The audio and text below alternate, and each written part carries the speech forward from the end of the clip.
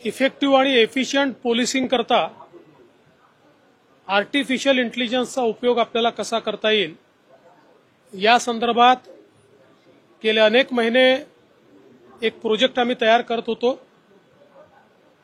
Indian institute of management Nagpur यांच्यासोबत हा project आपण तयार केलेला आहे, ज्यामध्ये एक कंपनी आपण सरकारची तयार केलेली आहे की जी पूर्णपणे आर्टिफिशियल इंटेलिजन्सचा उपयोग हा त्या ठिकाणी लॉ अँड ऑर्डर करता, प्रिडिक्टिव्ह सिच्युएशन्स करता आणि एखादा क्राईम झाला असेल, गुन्हा घडला असेल तर तो गुन्हा सोडवण्याकरता त्या ठिकाणी आपल्याला करता येणार आहे। या संदर्भात जे काही मॉड्यूल आपण तयार केलं त्याचं प्रेझेंटेशन हे आज सगळ्या प्रमुख अधिकाऱ्यांसोबत झालं। त्यांनी जे काही सजेशन्स दिले आहेत ते सजेशन्स इन्कॉर्पोरेट करून आपण लवकरच हा संपूर्ण जो काही प्रोजेक्ट आहे तो रोल आउट करणार आहोत आणि याच्यामुळे वेगवेगळ्या क्षेत्रांमध्ये म्हणजे कायदा आणि सुव्यवस्थेचं क्षेत्र असेल किंवा एखादा गुन्हा घडल्यानंतर गुन्हेगाराचं अॅनालिसिस असेल, आपल्या सीसीटीव्ही कॅमेऱ्यांचं अॅनालिसिस असेल, एखाद्या ठिकाणी नंबर प्लेट जी काही आहे ती नंबर प्लेट आयडेंटिफाय करणारा कॅमेरा नसला तरी देखील आर्टिफिशियल इंटेलिजन्सचा उपयोग करून आपण ते आयडेंटिफाय करू शकतो। वेगवेगळ्या प्रकारचे जे सायबर क्राईम्स आहेत त्यांच्यामध्ये देखील मोठ्या प्रमाणात जो डेटा अॅनालिसिस करावा लागतो, ज्याला अनेक महिने लागतात, ते काही मिनिटात करण्याची ताकद ही आर्टिफिशियल इंटेलिजन्सची आहे। ती कॅपेबिलिटी आपण बिल्टअप करतो आहोत। यामुळे मोठ्या प्रमाणात क्राईम सॉल्व्हिंग करता आपल्याला त्याचा फायदा होणार आहे। ट्रॅफिक मॅनेजमेंटमध्ये याचा मोठ्या प्रमाणात आपल्याला फायदा जो आहे तो होणार आहे आणि विशेषतः जो काही आपल्याकडे डेटा आहे त्याच्यातल्या यूज केसेसच्या आधारावर आपल्याला ज्या प्रकारचे मॉड्यूल्स तयार करावे लागतात ते मॉड्यूल्स तयार करून एकेका युनिटला देणं आणि सगळ्या युनिट्सला इंटिग्रेट करणं, अशा प्रकारचं काम हे या माध्यमातून होत आहे।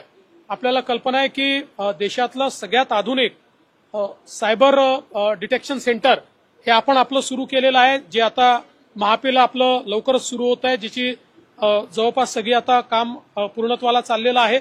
त्यामुळे या सगळ्या कॅपॅसिटीज तयार झाल्यानंतर मला असं वाटतं की देशामध्ये सर्वात आधुनिक अशा प्रकारचं पोलीस दल हे आपल्या महाराष्ट्राचं असेल आणि कायदा आणि सुव्यवस्था आणि त्यासोबत ट्रॅफिक मॅनेजमेंट आणि गुन्ह्याचं उकलीकरण या सगळ्या गोष्टींमध्ये एक मोठा फायदा याचा होणार आहे।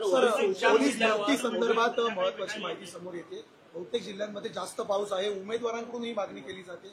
अमरावतीमध्ये सुद्धा अशी मागणी निघाली की भरती रद्द करावी, नंतर भरती घेण्यात यावी। ज्या ज्या ठिकाणी पाऊस आहे त्या त्या ठिकाणी ज्या काही ग्राउंडच्या चाचण्या त्या पुढे ढकलण्यात आलेल्या आहेत। मुळातच यामध्ये हे करण्याचं कारण असं आहे की आपल्याला कल्पना आहे पुढे पाऊस वाढणार आहे, त्याच्यानंतर आचारसंहिता येणार आहे आणि त्यामुळे मग या चाचण्या जर खूप पुढे गेल्या तर त्याचा मुलांच्या भविष्यावर परिणाम होतो, कारण अनेक लोकांकरता मग ती शेवटची चाचणी ठरते। अनेक लोकांचं वय निघून जातं, अनेक लोकांना सेकंड चान्स मिळत नाही आणि म्हणून ज्या ठिकाणी पाऊस आहे त्या ठिकाणी त्यांना पुढच्या तारखा दिलेल्या आहेत, पण ज्या युनिट्समध्ये पाऊस नाही त्या युनिट्समध्ये ते कंटिन्यू केलेलं आहे। यासोबत अशा देखील सूचना आम्ही दिलेल्या आहेत, कारण मुलं खूप मोठ्या प्रमाणात त्या ठिकाणी चाललेले आहेत।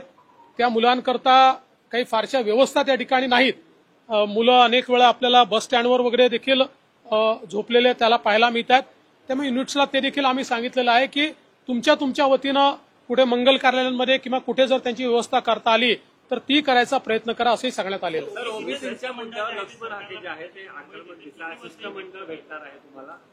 असे की आज माननीय मुख्यमंत्र्यांनी 5 वाजता शिष्टमंडळाला वेळ दिलेला आहे।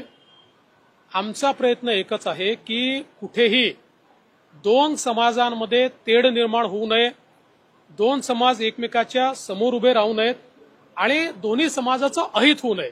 एखाद्या समाजाला असं वाटणं की आमचं अहित काहीतरी केलं जाणार आहे, सरकार असं करण्याची कुठली आमची मानसिकता नाही आहे। आपल्याला सगळ्यांना सोबत घेऊन जायचं आहे, सगळ्यांचे प्रश्न सोडवायचे आहे, ते कायद्याच्या चौकटीत सोडवायचे आहे। तसाच प्रयत्न राज्य सरकारचा असणार आहे।